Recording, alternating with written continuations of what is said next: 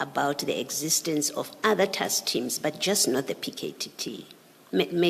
Please explain in a way that makes that your decision to make sense. Now, historically, the National Political Killings Task Team is the only team that had been associated with being inside or outside the structure all the time from 2019. And as indicated before, it was always expressly indicated by SAPS that it would need to be integrated, it would need to be absorbed. And therefore, that's why it sort of features higher than any other team in the conversation. Hence, even here in these paragraphs, it seems to be the only, but the principle is not necessarily confined to it alone.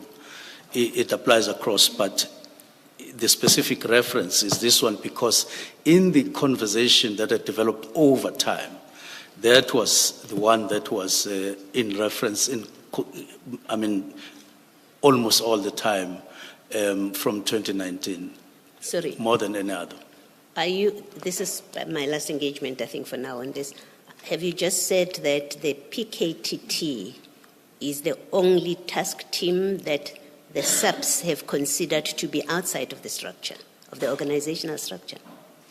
No, I'm saying the PKTT is the only task team that had consistently featured in the conversation parallel to structures, simply because of one reason. Its tasks were identified by SAPS as requiring absorption to a specialized unit inside.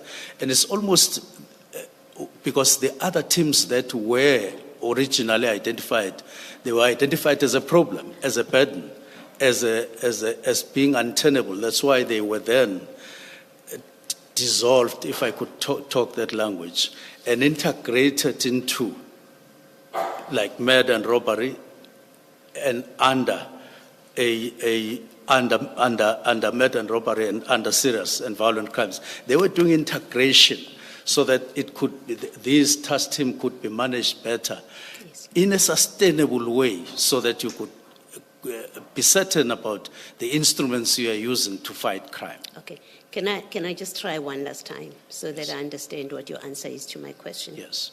Are you saying to us the PKTT, and it's a yes or no answer, I either misunderstand or understood you correctly.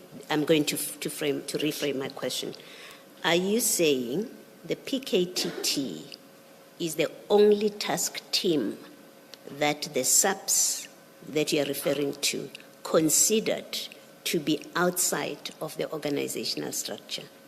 It's either yes, that's what you're saying, or no, that's not what you're saying. For my clarity, I hear you very well, but if you could be kind to me to repeat your question. Okay, that's all right. You spoke in a way that made me understand you to be saying, according to the SAPS discussions, yes, the PKTT was the only task team that was considered to be outside of the organizational structure. You spoke in a way that I understood you to be saying that. So what I'm asking is that what you were saying, that understanding of mine that I've just projected back to you? Yes. And that's why I say understand. It's a yes or no answer. Either I understood you correctly to be saying only the PKTT was considered to be outside of the structure, or no, I misheard or misunderstood you. You misunderstood me. Yes.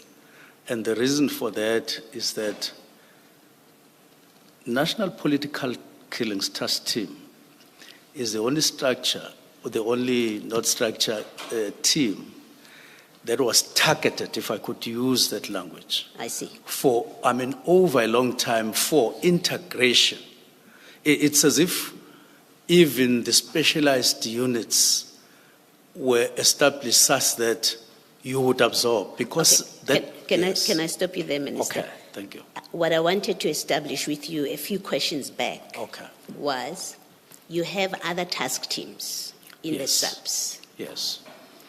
Can we agree, if you are correct in this sentence where you say the continuation of a temporary task team outside of the organizational structure is untenable both administratively and constitutionally? If you are correct with that statement, it holds for all task teams. Yes, It must be. That's correct. Okay, that's all I wanted to establish. So it's not just unique to the PKTT. Yes, it that's also correct. applies to the mining task team, to any other task team that the SAPS has. That is correct, Okay. with a proviso that you wouldn't, when there's a need to establish a task team, you would flinch from doing so. You would establish and then disestablish. Okay, But yeah, thank you. Thank you, Minister. Thank you, Mr.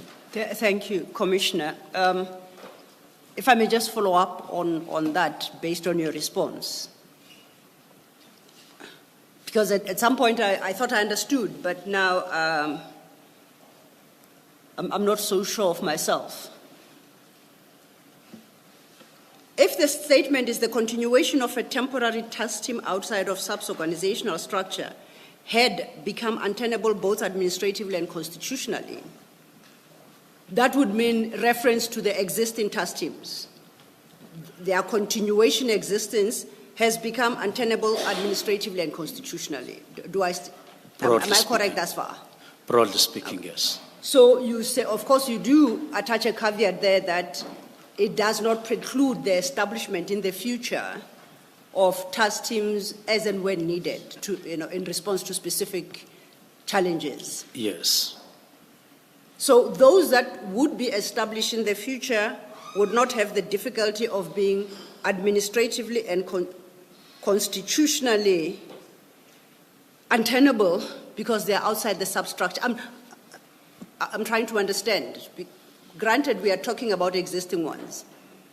If their existence and operation outside SAPS organizational structure is what renders them constitutionally and administratively untenable, that surely must be a challenge that would afflict any other future task team because they would forever remain outside SAPS organizational structures. Why would it be fine for the future task teams and not for the existing? I did indicate at the beginning that, or at some point, that generally when you look at mandates of SAPS and so on, you realize that it's important that whatever gets done in a sustainable way, cost-effective way, and so on, and with necessary intended impact. Therefore, generally discouraging, that statement is meant to generally discourage, in other words, to caution all of us that we're not going to make SAPS an organization of temporal task teams in general. But it doesn't mean that even when it is necessary to establish a task team, you would not establish one, but consider that it is cumbersome. Yes. Consider that it diminishes your chances to obtain or to reach out for your mandates. Thank you for that, Minister.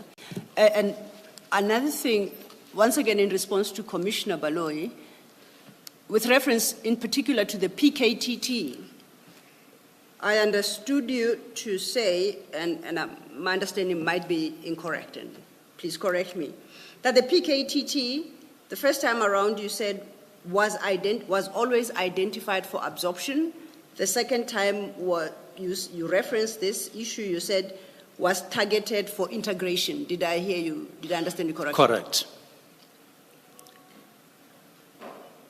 Does your letter of the 31st of December achieve any of those objectives, whether it's absorption or integration? It was meant to. In retrospect, do you think it does? It does. How?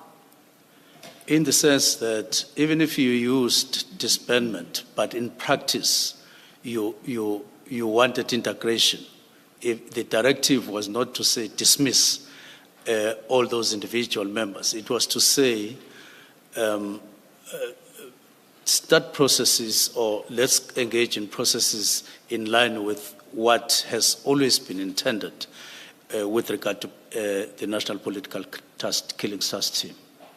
As I understand things, you did indicate that task teams are created for a specific challenge. Yes. To address specific issues. Yes. And normally it's for, I won't say specific time because it's very difficult to Yes. determine time, but it's for a limited period, it's for a period. Yes. So, if my understanding is correct, then the disestablishment of a task team that has delivered on its mandate can never have the effect of dismissing police officers, can it? Because it's established from within the ranks of the police members. So its disestablishment will not result in any police officer losing their job. Definitely. Correct. So similarly here, the disestablishment contemplated would not result in the PKTT members losing their jobs. Correct. So I'm struggling with the notion of disestablish. So, put it differently. So we first break it apart, it being the team, to absorb the team into the substructures. Am I understanding it correctly? You are understanding it correctly. Okay. Are you moving from this paragraph? I'm still on the paragraph. Okay. Now that I have a better understanding of what perhaps informed your decision, I read that paragraph. I'm still at 167. I read that paragraph. Okay, let me do it differently. You invoke, as I understand that paragraph, the 2019 work study to draw the conclusion that you do in the second part of that paragraph. Am I correct? You're correct. Okay. Let's find that work study on my reading of your statement that you should be your annexure SM3, and SM3 should start at page 115, same file.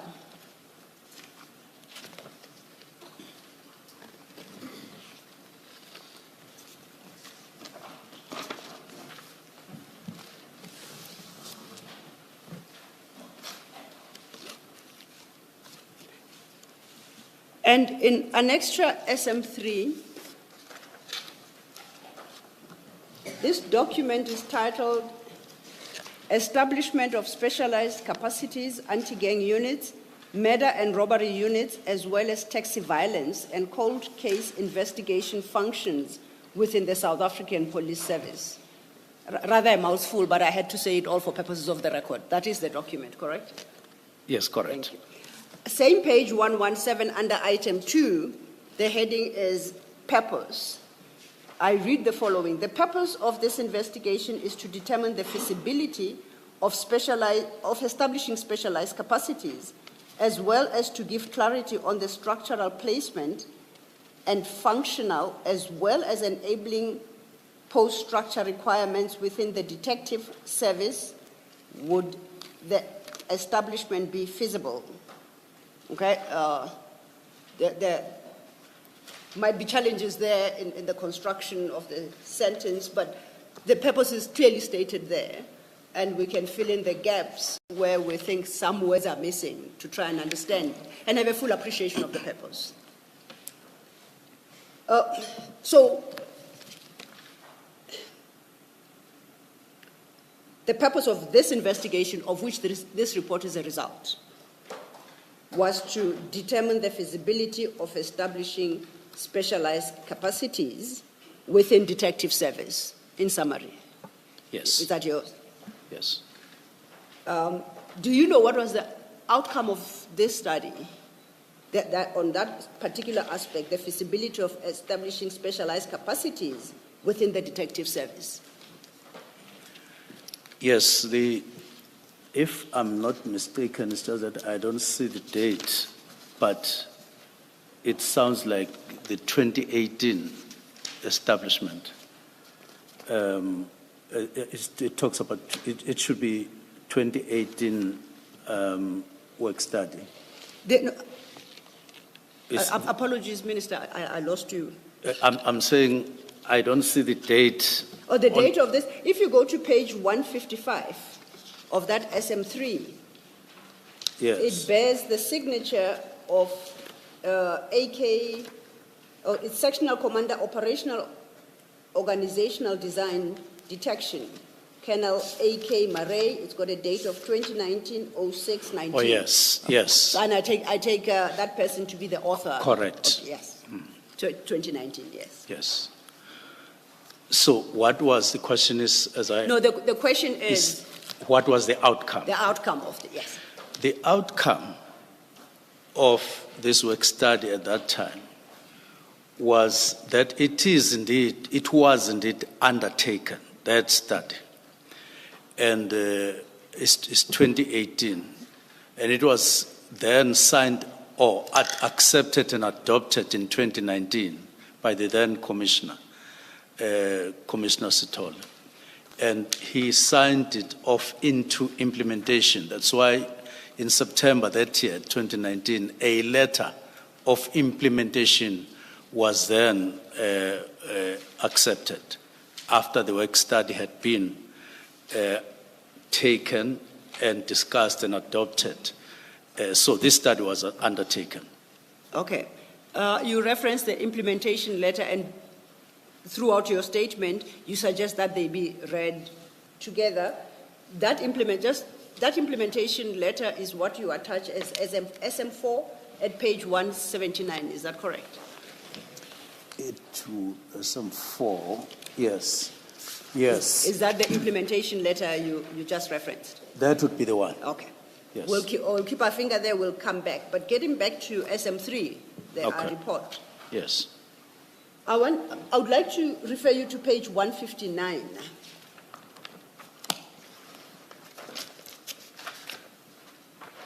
One five nine. 159. Oh, sorry, 154. My apologies. Okay. 159 is actually the other annexure. I do apologize for the confusion. 154. I have it. Oh, thank you. At 154 is under heading recommendations, is a list of recommendations by Colonel Murray arising from the investigation he conducted. Is that how I understand the document as well? Yes. We don't have to read in detail all the recommendations. There are 8 of them listed. Having considered the recommendations by Colonel Murray and the content of the report, I struggle to understand how it can lend anyone to the conclusion that the continuation of temporary task team outside of SAPS organizational structure is both administratively and constitutionally untenable.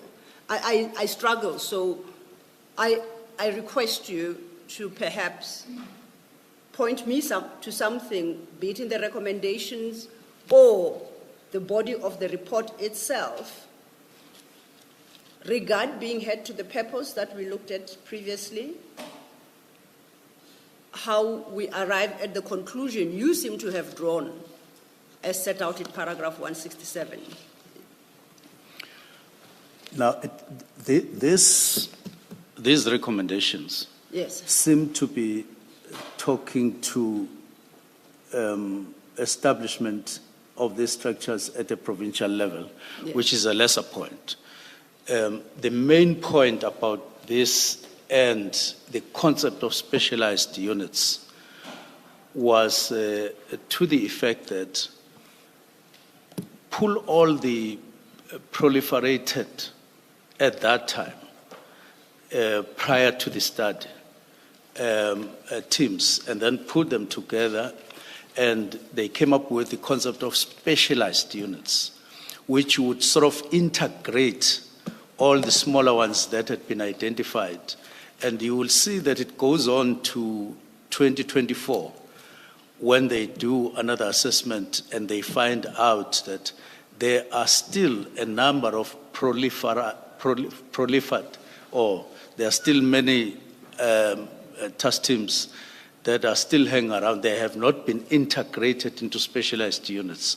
So the whole concept of specialized units was meant to sharpen SAPS, make SAPS sharpened around certain identified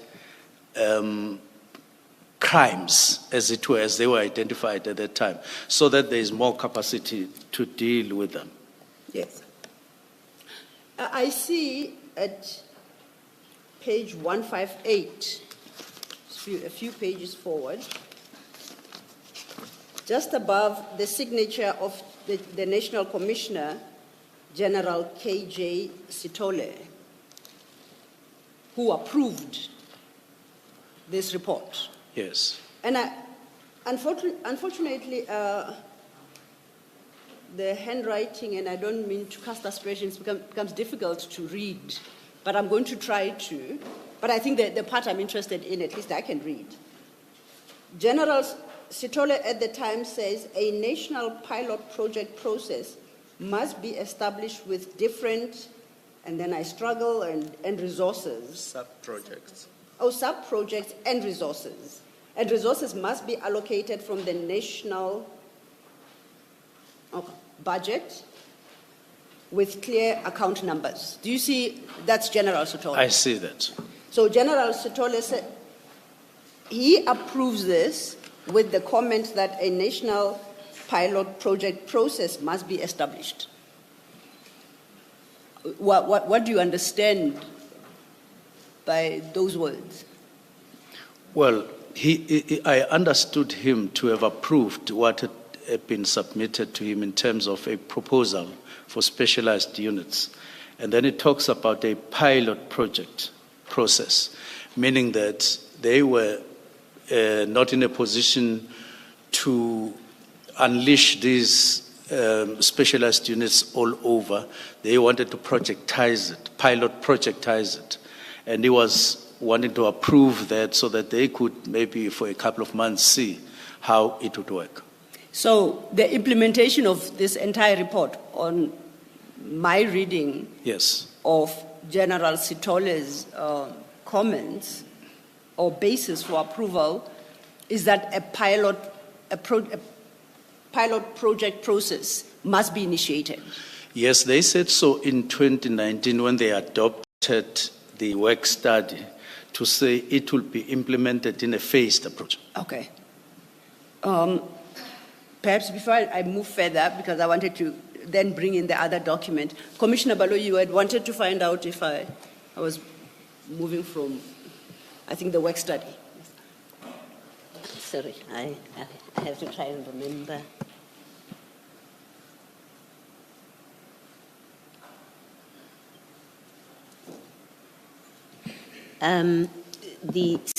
If you go back to that paragraph in your statement, Minister, that paragraph 167, and I think you did explain, Ms. Silo asked you the question, you explained, I'm just not sure that I understood, so I'm going to ask you to repeat it, please. The way you speak about this task team being administratively untenable, can you just explain again, what did you mean when you say it's administratively untenable? It meant that SAPS, with a proliferation of smaller, if I could just insert that, task teams, it would stretch them or it would overstretch them. There was a concept when they decided, in fact, even in terms of effectiveness, that is what landed them in a concept of specialized units so that they would absorb all these into bigger, into more specialized for control and management, which is the duty of the National Commissioner. And I think they were quite in line with the qualitative meaning of manage and control, because they had in mind, if I looked at it, effectiveness and efficiency. And therefore, here, it had become untenable. They wanted to make it possible and much more easier for them to administer. Okay. To the extent that in this paragraph you mention the PKTT in particular. Yes. In what way had the PKTT had it become administratively untenable to have the PKTT? And the question is direct to the PKTT because our discussion is about your reasons for disbanding the PKTT. So yes. While you speak of broadly yes. task teams, let's come to the PKTT because that's one of the factors you took into account. In what way had it become administratively untenable to have the PKTT exist for another day beyond the 31st of December? When I wrote the letter, I was already in possession of what I referred to as allegations from a number of categories of people, including civil society, and so on, but also including people from inside SAPS.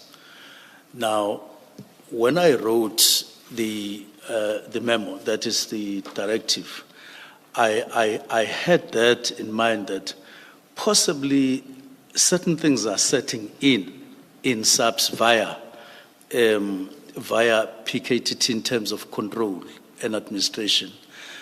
Now, that category of complainants, if I could refer them, I could refer to them as such, that I was advised by the Commission to seek advice from my lawyers on, indicated to me clearly that there are certain things that we are losing in terms of control and management. If you look at the complaints that I had received by the time I wrote this letter. So it refers to that, but it also refers to alleged abuses of human rights by those who had written to us in various categories as I referred them to. So this is what this refers to that. Yes. Now, all right, it's a separate discussion, those complaints, so I'm not asking that we get into them. Yes. We'll have a discussion separately. Yes. These complaints, to the extent that that's what you're referring to here, when you talk about administrative untenability of the continued existence of the PKTT, you did not discuss them with the National Commissioner, those complaints. We discussed some of them. No, the ones that you've listed. You've given us a list, and you're referencing them now, including those names that you gave yesterday. You did not say to the National Commissioner, I've got these complaints. I want your response to them.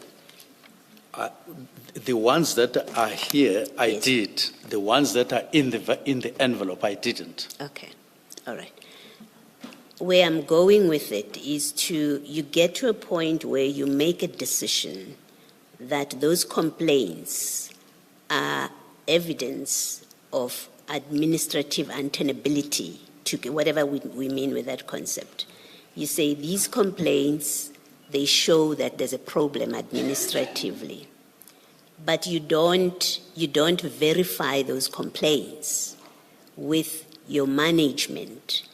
And yet, on the basis of those complaints, you conclude the continued existence of the PKTT is administratively untenable.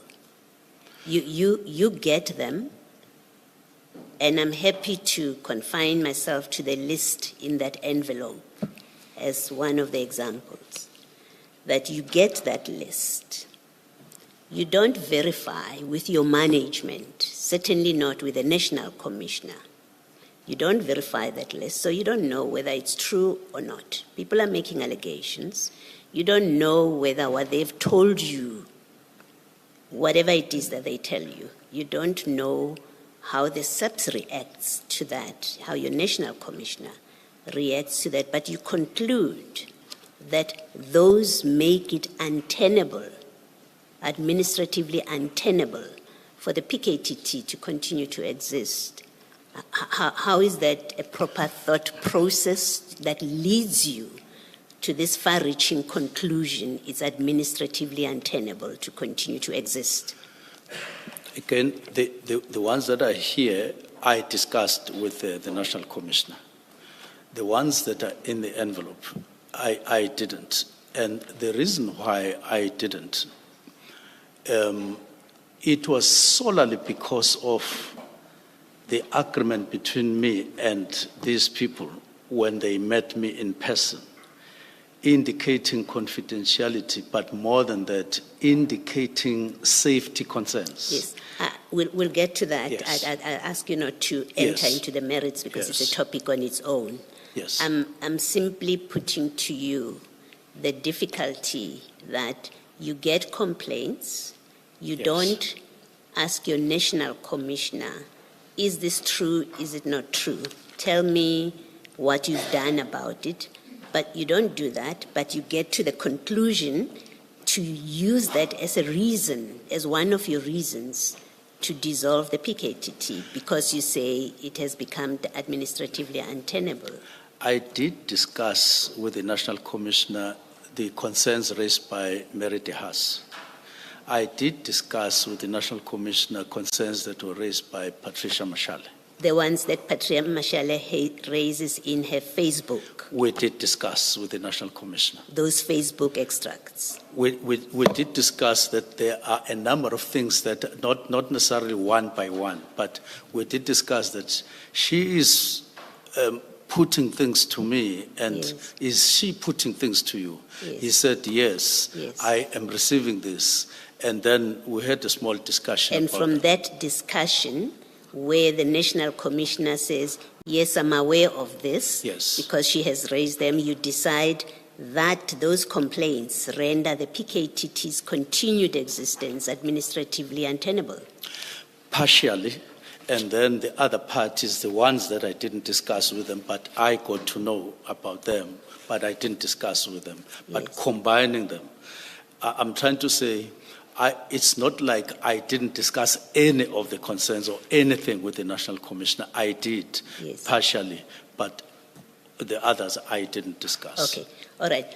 Perhaps to summarize, is your position from this discussion, are you saying where you refer as a reason for dissolving the PKTT, where you say it had become administratively untenable, you're saying that because of the Mashale complaints, because of Ms. de Haas's complaints, because of those 8 people in that envelope? You say all of that taken together is what led you to the conclusion that the continued existence of the PKTT for another day is administratively untenable.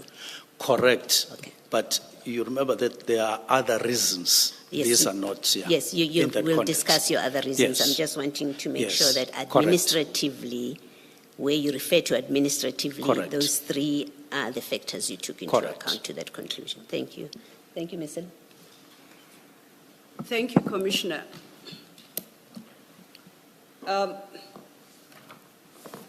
Earlier then, you indicated that either the outcomes of this investigation that Colonel Murray undertook, that investigation as we have the report at SM3, if I understood you correctly, you say, no, you referenced an implementation letter. Yes, Please correct. explain to me the relevance of that implementation letter vis-a-vis this investigation report? What's the link between the two? The link is that the implementation letter was saying that initiative of the work study has now been completed. It must now be implemented. Okay. Okay, thanks. Thank you for that, Minister. And not the pilot project that General Sithole had approved, as we saw at page. Yes. Sorry, yes. if I may say, so the implementation letter, in your understanding, directs the implementation of the outcomes and recommendations of that report in their entirety, and no longer the pilot project process that National Commissioner Sithole at the time approved, as per his comments at page 158. I'm trying to understand which aspect is being approved by, which is being implemented. Is it the pilot project process in terms of General Sithole 158, or is it the report in its entirety? What was to be implemented was the report in its entirety. Okay. But when the National Commissioner signs, he then decides that it would take the form of a pilot at that particular time. Okay. Now, the implementation letter starts at page 179 of that same file, that's SM4.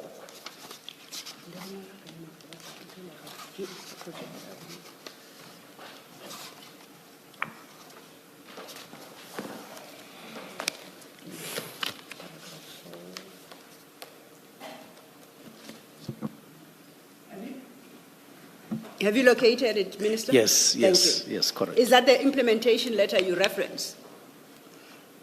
Yes, correct. Just for the record, it's a 2-page document. It's dated at page 180, 14 November 2019. And it seemed to have been authored by Major General, Head Organizational Development, N.L. Mzima. I'm reading you, I'm correct? Yes, yes. Now, my reading of this document is that it addresses the human resource issues within SAPS. Admittedly, in the context of the establishment of specialized capacities. So it confines itself purely to that. And secondly, I wouldn't expect it to enforce the report if it is issued by Major General Head Organizational Development. I would expect the one to implement the report or direct that it be implemented in its entirety would be the head of SAPS, and at the time would be General Sithole. Yes, correct. So, if we then accept that Major General Head Organizational Development, Zima is not the head of SAPS, if we try and interpret what her function is, the title might assist Head Organizational Development. In my thinking, I think she's responsible for human resources within SAPS. I may be wrong. I'm trying to interpret what I see here with a little bit of guesswork. It's somebody responsible for human resources in SAPS. And even if I'm wrong, one thing I am certain about, he or she is not the National Commissioner. At least on that we are settled. Yes, correct. So, the HR leader within SAPS then issues this letter, and if we go back to 179, references the work study investigation that we've just had regard to SM3,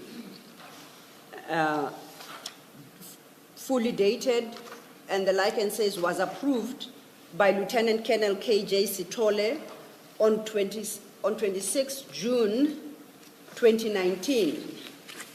And just we don't have to go back there. Going back to the report, I see that General Sithole appended his signature on the same date.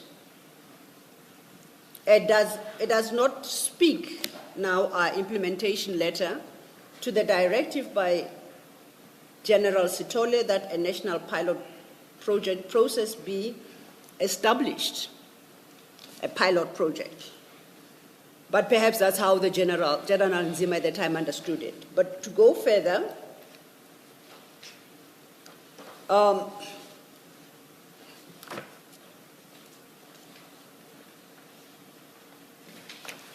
at paragraph 4 of the same implementation letter, it reads, for your information and implementation with specific reference to the recommendations of the report as well